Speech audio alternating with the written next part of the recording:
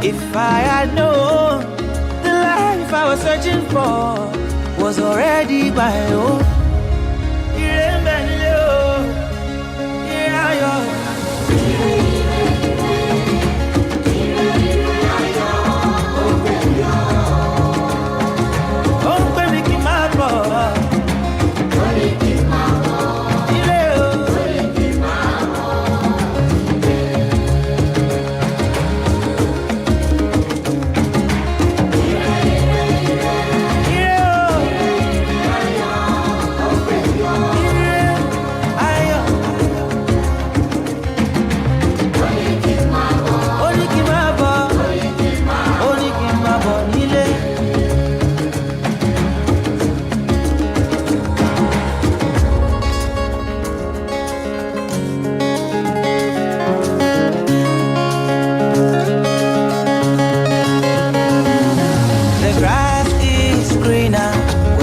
At the ground.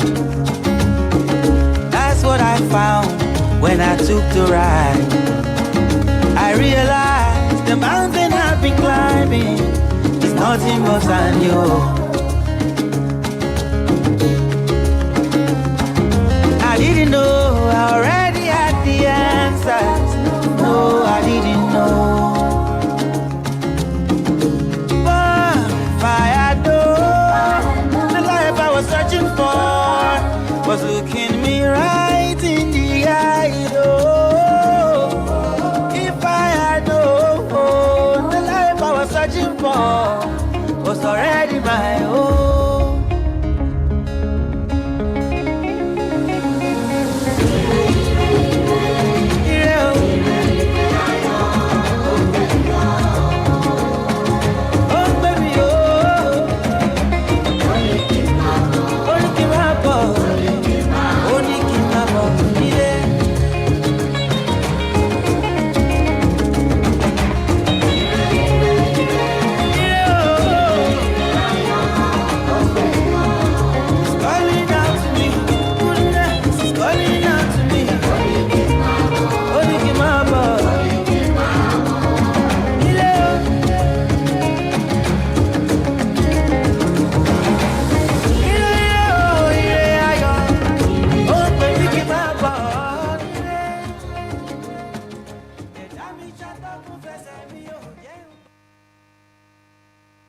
Splash FM 105.5. When the clock ticks at 6:30, you know it's time for the morning scoop from the National Daily. Tune in, listen, form opinion, be an active citizen, and stay abreast of happenings in Nigeria and beyond. But never forget where you heard it first. Straight from the dailies on Splash 105.5 FM.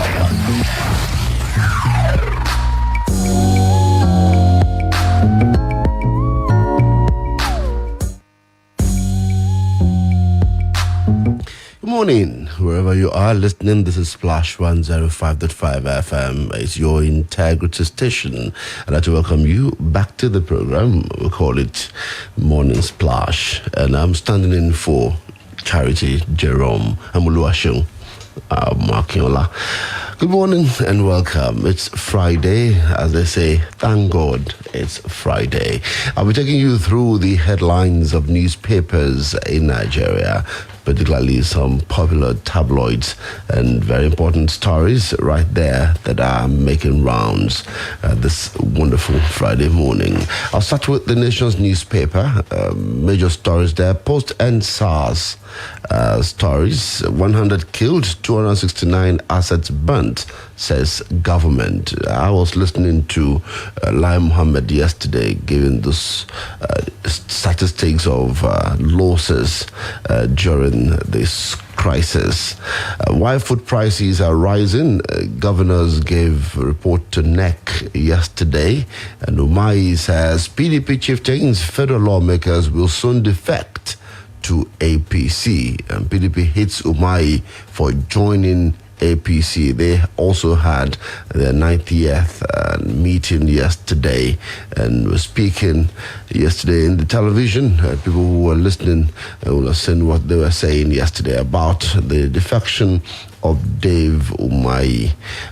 So it was formalized yesterday, and I saw in the newspaper that the president received him at the villa yesterday. Well, let's take this story very quickly. Why food prices are rising? That's by NEC. The National Economic Council, NEC, has cited the restrictive effect of the novel coronavirus COVID-19 and the recent hashtag #EndSARS protest and the violent activities that trailed as some of the factors responsible for rising prices of food items. This was part of the report presented to the Council by Senior Special Assistant to the President on Agriculture, Dr. Andrew Kwasari, during Thursday's virtual NEC meeting chaired by the Vice President, Professor Yemi Oshibajo, SAN, in Abuja. According to the report, the COVID-19 scenario delayed annual planting and harvesting, while the hashtag #EndSARS crisis reportedly stalled food transportation and delivery, as well as widespread looting and destruction of food stores. Besides the two factors, the report also cited the security breaches in the Northwest, which had largely prevented farmers' access to their farms. The ceaseless clashes between farmers and herders, which saw to the destruction of farm produce in some states and the rising cost of transportation. So, getting the reasons why for that rising cost of food in Nigeria. Now, this one's another story from the Nation newspaper. Government ASU talks raise hope of end to strike. So I'll take a slice of that story. Both parties, that is ASU and the federal government, an end to the strike by the Academic Staff Union of Universities, ASU, may be in sight. The federal government on Thursday promised to bend backwards to meet ASU's demands halfway. Both parties will meet today as talks to end the strike, which began the March 23rd, continues. Minister of Labour and Employment, Dr. Chris Ngige, faulted comment by ASU zonal coordinators, saying they should not be speaking for the union. To him, the zonal coordinators were becoming, in quote, a nuisance. Ngige said, "We are meeting with the national leadership tomorrow, that is today, and those in the zones are advised that it is serious indiscipline to be talking on behalf of their national body." That's coming from the Nation newspaper. The story is headlined, "Government ASU talks raise hope of end to strike." Gambari, Fashola, other inspect Kano, Zaria, Abuja Road, and governor to public office holders, declare your assets. Federal government committed to eradicating cervical cancer, and over 500,000 people still in IDP camps. An economy, rising inflation, forex demand pushed naira to 478 naira to a dollar at the parallel market. Newspaper distributors sympathize with the Nation and TVC, and the demise of vendor died. PDP hits Umahi for joining APC. Still from the Nation newspaper, Ebonyi State Governor David Umahi came under attack from the People's Democratic Party PDP on Thursday for defecting from the opposition party to the ruling All Progressives Congress APC. The PDP held an emergency National Executive Committee meeting attended by all its leading lights to discuss the Umahi defection. Its national chairman, Uche Secondos, said the party will not be swayed by Umahi's antics. Okay, so they all met because of his defection. So let's quickly look at This Day newspaper. This Day newspaper has quite a lot of stories. EU, Nigeria commit to integrated approach in fight against terrorism. Finance bill proposes tax reliefs for donors to COVID-19 funds. Revealed, abducted police officers traveled in Mufti unarmed. And ENL appeals court judgment on disengaged dock workers. NUJ, NG kick as FG insists on social media regulation. This one says, Kiari, era of waste in Nigeria's oil industry over. Stockbrokers mourn as frontline capital market operator Okumagwa dies. That's what you found on the front page of These Day newspaper this morning. Let's also take a look at another newspaper. All right, we have The Punch. We also have Nigerian Tribune. Very quickly, Nigerian Tribune is right here. COVID-19 is boldly written here. Case update: 146 new cases confirmed. Total confirmed 65,839. Discharged 61,573. And total number of deaths 1,165. Okay, so let's look at this one. At APDP NEC, Abaribe says, "Will resist any anti-social media law." And reps walk out DPR officials during probe of alleged 733.054 billion naira. Governor Umahi formally defects to APC, says, "We are free from dictatorship." Lekki Tollgate will stand by our report. CNN replies, federal government. And there's a story, I guess let me check the Punch newspaper, where the federal government, declared that the CNN report was not wholesome. It said it was an irresponsible journalism. Let's listen to what the Minister for Information, Lai Mohammed, said on CNN videos. So let's listen to what he has to say. I watched the CNN report yesterday. I must tell you that it reinforces the disinformation that is going around, and it is blatantly irresponsible and a poor piece of journalistic work by a reputable international news organization. In first instance, CNN, which touted its report as an exclusive investigative report, sadly relied on the same videos that have been circulating on social media without verification. This is very serious, and CNN should be sanctioned for that.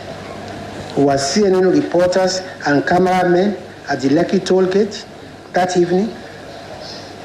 If the answer is no. Okay, so that was Lai Mohammed said CNN should be sanctioned for that video, and he said it was irresponsible. Let's look at some of the stories here. The Punch newspaper. Again, Wike attacks Umahi as ABC welcomes governor, expects others. PDP APC fight over 6 kidnapped policemen, insecurity, defection. Naira sinks, so 620 against pound. Euro rises. Nigeria spends $500 million annually importing, wait for it, palm oil. That's coming from the federal government, that we spend $500 million importing palm oil. That's really very sad. But Abiyamila suspends security aide who killed newspaper vendor.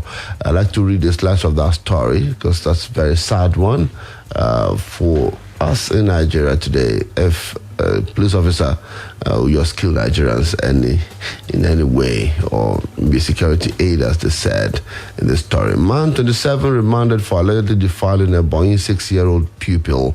And don't harass #NSAS promoters. PFN wants the government. Crude in commercial quantity discovered in Benue Trough, NNPC. An account for whereabouts of 2 missing brothers, 25 cows. That's coming from the panel. I wish I could take a slice of that story, but you can call me now because I know that the time that I've got is really very limited. 0809-155-1055, 0805-699-8678, and 0706-949-3000. If there's any story that resonates with you this morning, I would like to hear from you, your perspective from any of the stories that we have taken today. It's good to know that you are there listening to us on Splash 105.5 FM, your integrity station. Okay, so maybe we should just quickly listen to what Lai Mohammed said on DJ Switch. He was really very angry about DJ Switch's role in covering the Lekki Tollgate event. By the way, it's a month today that event happened. This information during the NSAS crisis was one DJ Switch. real name, Obianuju Catherine Ude, even though she claimed to have authentic evidence of mass killings. Surprisingly, instead of presenting whatever evidence she may have to the judicial panel, she chose to escape from the country under the pretext that her life was in danger. I ask, in danger from who? The military has come out to say they never sought after her.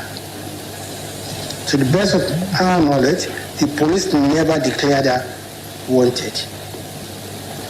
Her conduct thus becomes suspect. Who is she fronting for? What is her real motive? Who are her sponsors? If she has any evidence of killings, why is she not presenting such evidence to the panel? If she was so desperate for asylum in any country, does she have to resort to blatant falsehood to tarnish the image of the country just to achieve her aim? In the fullness of time, this lady will be exposed for what she is. It is depressing and demoralizing to continue to vilify men and women in uniform, who themselves were victims of senseless violence unleashed by hoodlums. The role of human rights organizations, in particular, became suspect after they simply ignored the brutal killing and maiming of security agents. Right, that was Lai Mohammed there speaking about DJ Sweet. So we'll take the calls right now quickly if you're there. Hello, good morning. Good morning. How are you? Very well, thank you for calling me. Good morning. Yeah. What's the name, please? Can I just meet you?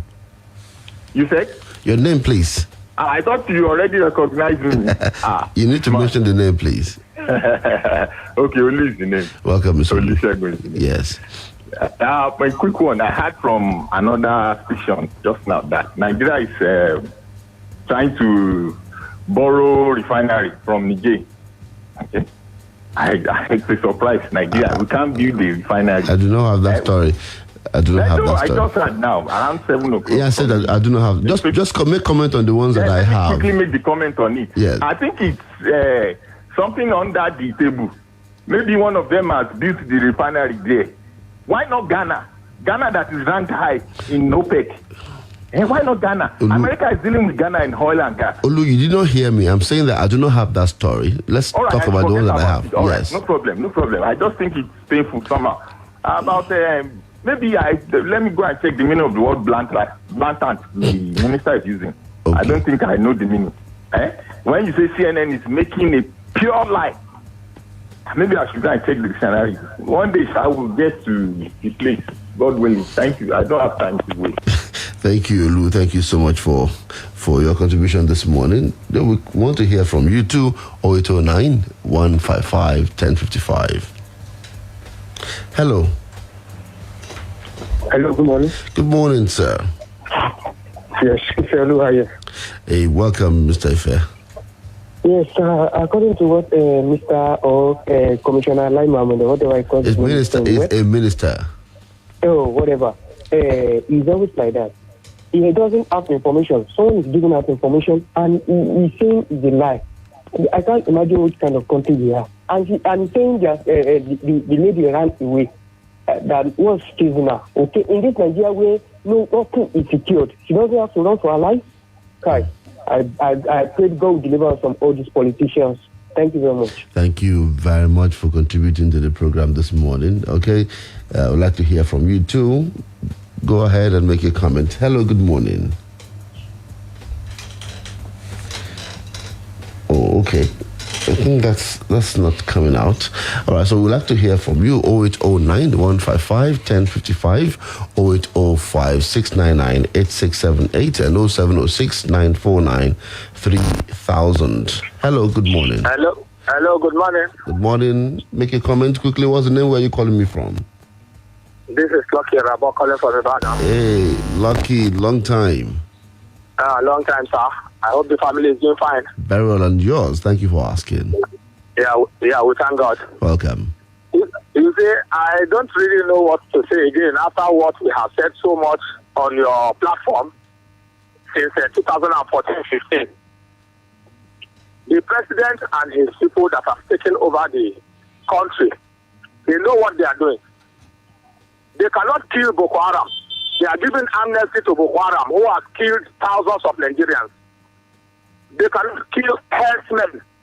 They are looking for land all over the country for herdsmen who have killed so many farmers and burnt down so many villages. But they can easily kill peaceful protesters in the southern part of the country. Who led that attack, that assault on the people at Lekki? Go and find out. It's one colonel or one something Musa led that attack to come and kill our people. But they cannot lead any attack to kill Boko Haram or to kill herdsmen. They give amnesty to those ones. Give them money. Look for land for them. I think we southerners and other regions of this country should gather together and form union, bond to ensure we protect our territory so that these foreigners who have come to take over Nigeria will not have our own space in this country. You understand what I'm saying? Everything is destroyed. Dangote is going up and down with his business in this country, traveling out, all his vehicles are traveling out. All certain people who do business across the border, we cannot go because border is closed, but Dangote can go. You can imagine. All right, and the president was able to give command for them to go and destroy IPOP, to go and look for the people who are fighting, who are saying they want autonomy, Biafra. But he cannot give any instruction to clamp down on Boko Haram, but rather he will give amnesty to Boko Haram, give them money and say they have repented. What a shameful government. All right, Rabbi. Thank you. Thank you very much. Thank you so much, Rabbi, for your comment this morning. We have to go right now. We'll not be able to take any further call. But this story on Punch newspaper, Boyabe Amila suspends security aides who killed newspaper vendor, is really a very harrowing, story. The pictures are here. The vendor, shot by security aid. Very sad. It died at the National Hospital in Abuja. Sad one there. When I come back at 8 o'clock, are we talking about our health? And one thing about our health that I want us to talk about is what they call AMR, antimicrobial resistance. That is, what is the reason why your body will be resisting antibiotics? I'll be taking a look at that when we come back. Thank you for listening. And when we come back at 8 o'clock, we'll do more. Stay with us.